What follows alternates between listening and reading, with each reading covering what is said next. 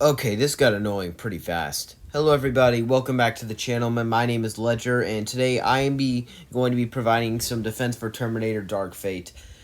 I know I'm not going to be getting much views doing this because this film bombed hard, and knowing when it comes to how many views my views usually get, and considering I'm doing something that people do not like, this is probably going to bomb hard. So I am just going to be going over several defenses, and I have people give me their problems with it, and I'm here to prove wrong all of them. This is basically an idea that Hasta La Vista, baby, amazing YouTuber, fantastic YouTuber, started.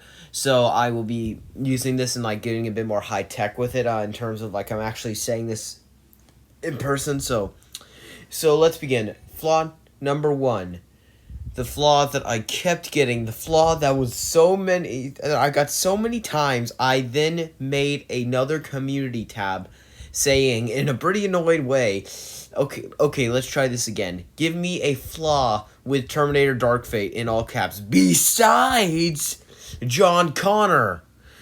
So if you don't know, you're saying the flaw number one, John Connor is killed within the opening act.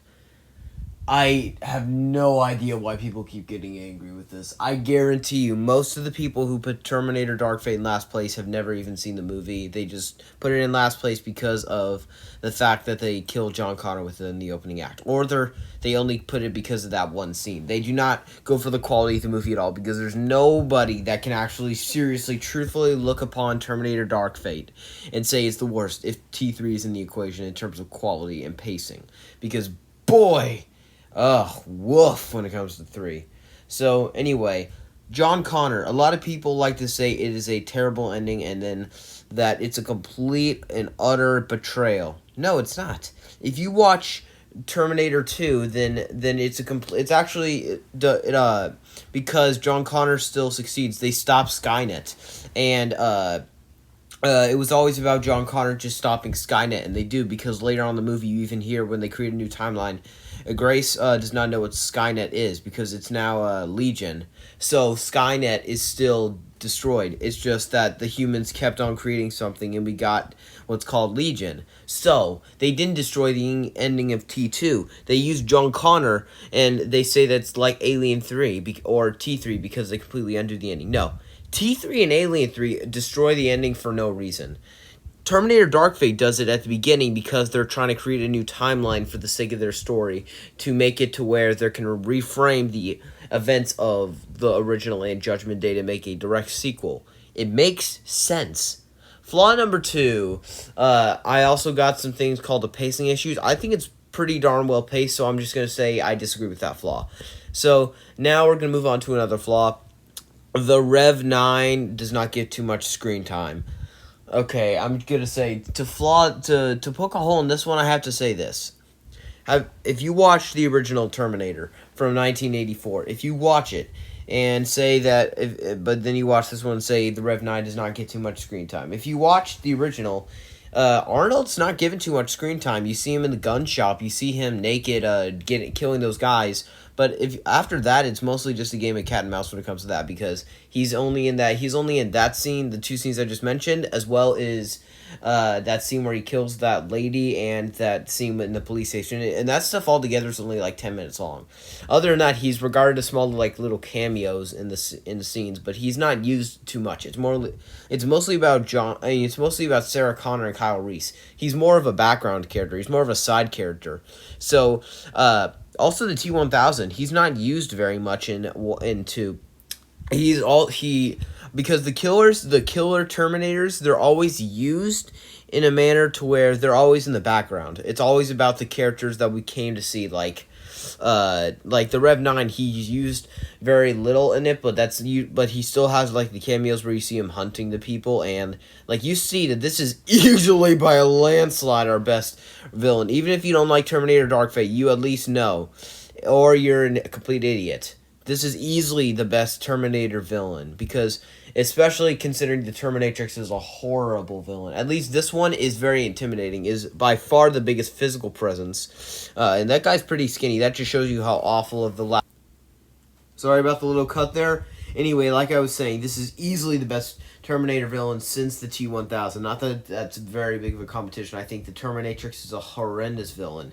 So underutilized. So horribly written and executed, and not intimidating whatsoever. And even if you like Terminator 3, you have to admit the Rev 9 is a much more intimidating villain because of the fact that it's basically the T-800 and the T-1000 combined together, so it's a very intimidating presence because of what it can do. It's basically two Terminators in one. So the Terminatrix is not used very well. She's not very intimidating. You don't feel like she's like trying her hardest to do it. The Rev 9, especially if you watch the prison break scene, you see the Rev 9 absolutely going bananas and just absolutely in pretty brutal ways. He is destroying everyone. And you also see that he's one of the most, in terms of hand-to-hand combat, he's probably the best Terminator, easily. He's definitely one that Dark Fate really does a really good job with the combating and the melee stuff. But it's easily the best villain. Even if you don't like Dark Fate, you at least admit this is easily our best Terminator villain since the T-1000. But not that it's much of a competition. So I think that he's I think he has enough screen time to merit what he's given. He should have probably had a bit more, but but some of the other Terminator villains are usually never given very much screen time. So I'm gonna have to combat that one, saying that's possibly not a really good argument. I'm not offending anyone by saying this. If you were saying the John Connor thing, I'm gonna have to say you are completely wrong there, and you really need to shut up on the internet, because boy, is that a bad argument, because you guys really do not... You need to look at it from a logical side, not from the side of the fandom, because you are really, really, really wrong there. Now, my last argument is the argument that was by far the easiest to combat, and that is that Arnold's character is too human. I have to disagree here, because if you watch the Terminator 2, the main theme of it is that Arnold gets a character arc in which he's starting to learn to be a human. And if you pay attention in this is basically the same model that it was. It's just a different program, but it still has the same abilities as the T-800. So Arnold's character is still able to learn things. So keep in mind, this is like 20 years after. It's like 20 to 30 years after. So, and if the T-800 learned how the value of human life worked and managed to find out how a little boy is crying and managed to do all that within the realm of 3 days, if you extrapolate that by like 20 to 30 years, you're going to get Carl. Another thing that people say is that Carl's cringe. No, he's actually used very well, because I think that's funny the way that they give him these little lines that you can tell that, because if it makes sense that he would be able to joke, because he's learning the value of human life within the realm of 3 days. If you do that by 20 years, you're going to get him to where he's Carl, and he actually makes jokes that make people think he's human. And if you take a look at the T-1000, he actually has that ability to where he's able to like do things like smile, make small talk and things in the second one, where they have the ability to do that. So for Arnold saying things like to that guy that he was selling a curtain to, don't do that, or whatever he says, and that scene where Sarah shoots him and he's like, this is going to be hard to explain to Alicia. That is hilarious. And please, guys, please, I beg you, tell me, does my Austrian accent suck? I keep trying to get people to do that. No one does it. Does my Austrian accent suck? Because I need to know if I need to stop using it. But I think it's a pretty good accent. But I think that's a really well-made movie. It's easily the most well-directed one, because James Cameron was involved with this, keep in mind. He had to do with the story and things. So it is easily, in terms of pacing and acting, the closest to Judgment Day and the original. Easily. By acting and everything standards, Tim Miller this is definitely the most well-directed one by far. And it has the best pacing, I think, in my opinion, so I do have a lot of fun with this movie. If you don't like it, if you were like, okay, they killed John Connor, I can't get on board with this, but if you like it, then I can possibly understand where you're coming from. I just don't like that. I can understand it. As soon as you say this is easily one of the worst movies of all time, worst movie of 2019, just because they kill off John Connor, you are completely wrong there. You have no right to criticize a film that is easily the best sequel in the Terminator franchise and say it's like one of the worst movies of all time simply because they kill a character within the opening act. I am sorry. Let me back up 1 second. You don't seem to realize, if you're a longtime fan of this, you should not have been very angered by that. Keep in mind, this franchise has kept screwing John up many times before. They screwed him up big time in Rise of the Machines, where whatever his name is, whoever plays him in Rise of the Machines did a horrible job. It's not John Connor at all. He is too much of a wimp, so they completely botch him in that. Salvation gives a good reason, but there's still some faults with Christian Bale, but he still is easily our best John Connor since Eddie Furlong. And then we get to the version we get in Genesis, which is also a complete punch in the face to fans of John Connor, especially making him a Terminator. So, if you are so wronged by them killing him off in the opening scene, why are you so forgiving to Rise of the Machines? I actually didn't mind having him get killed off in the opening scene. And do you know why? Because I'd already been wronged by John Connor too many times with this franchise. They obviously do not care about him enough to either get a good actor or a good portrayal or get good writing, because it was awful. It was a bad example of the writing for Genesis, and it was also a bad example of acting and writing for Rise of the Machines, mostly acting.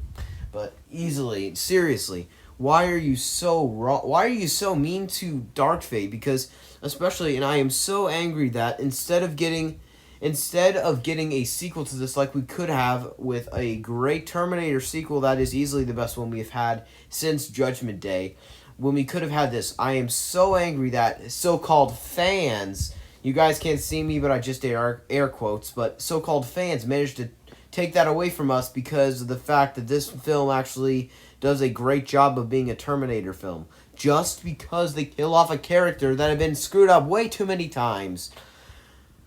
Whew, boy. Wow, I really just got into a rant. But seriously, guys, reevaluate the film. It's easily the best Terminator sequel. Or at least just watch Rise of the Machines and come to the equation that film is a dumpster fire. It is a horrible film. It is utter garbage. So, guys, you need to reevaluate this because this is underrated. And at least if this is so bad, then how come the people that actually like it really like it? I get a lot of people that say it's good. Film Kid, in fact, actually said that it was so good that back when he did his first ever My Favorite Movie from Every Year I've Been Alive, when he did that thing, Terminator Dark Fate was his favorite year of 2019. Go easy on the guy. Keep in mind he didn't see Joker that yet, so hold your pitchforks back. But plus, keep in mind, considering the fact this is top 10 material for 2019 in my opinion. So easily reevaluate the film, or I'll reevaluate it for you. I have no idea how, but I'll do it. Because this is a great film. You need to reevaluate it. It's easily the best Terminator sequel, and it has some of the best ideas. And unlike Rise of the Machines, it does not attempt to ruin Judgment Day. It attempts to build on Judgment Day to reevaluate what we see in the first two films. Do I consider it canon? By no means. I do not consider it canon. But do I consider it a good film? Yes, I consider it a good film. But anyway, that is my defense for Terminator Dark Fate. I had better hear somebody saying that the film is good down below. I had better not be getting several people in the comments saying I'm a complete idiot for liking this film, because I have a feeling I'm about to get a lot of people in the comments saying I am a complete idiot and I need to go F myself for that. I have a feeling I'm going to get a lot of people saying that. I had better not, because keep in mind, this is my opinion, and this is the best Terminator sequel. And it has Arnold in it. And they one last thing. They utilize Arnold by far the best in this one, because at least he feels more human, and he feels this is easily the closest version of him that we get in this one to the T-800 from Judgment Day. They screw him up completely in Rise of the Machines. He's joking. He's not really joking, but every line they give him is like a callback to the original on Judgment Day. And it just completely falls on his face at that, where every single line does not land. No one takes him seriously. I don't take him seriously. And Arnold's my second favorite actor of all time. I should be taking this guy seriously. That's why Batman and Robin and Rise of the Machines are so awful.